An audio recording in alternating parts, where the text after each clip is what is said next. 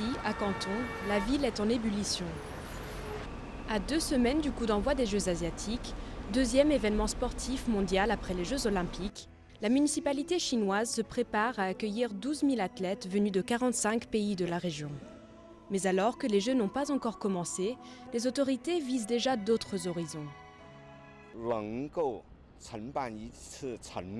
Je pense que si les Jeux asiatiques sont un succès, on aura la légitimité et l'expérience nécessaires pour accueillir les Jeux olympiques.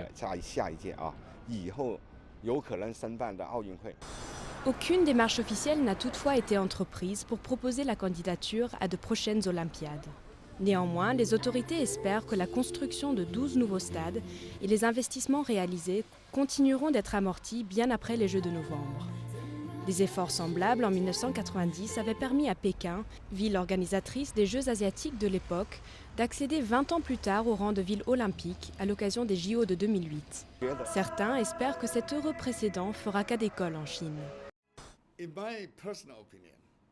Je pense que dans 10 ans, la municipalité de Canton pourra sans doute être candidate pour les Jeux olympiques. Dans 10, peut-être 20 ans, il sera temps pour que la Chine accueille de nouveau les Jeux olympiques. Avec plus de 10 millions d'habitants, Canton est l'une des villes les plus peuplées et les plus polluées de Chine. Les préparatifs de ces 6 dernières années n'ont fait qu'aggraver la donne.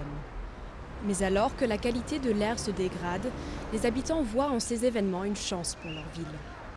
Les Jeux olympiques, bien sûr que je serais favorable. Si on gagnait, toute la ville de Canton en serait très fière. Canton a déjà gagné des points en devenant ce mois-ci le pays hôte des meilleurs athlètes d'Asie. Sa visibilité mondiale est désormais acquise. La partie n'est pourtant pas gagnée. Les organisateurs cantonais vont devoir désormais assurer le bon déroulement de 476 compétitions avant de connaître le verdict final sur les possibilités d'un futur olympique.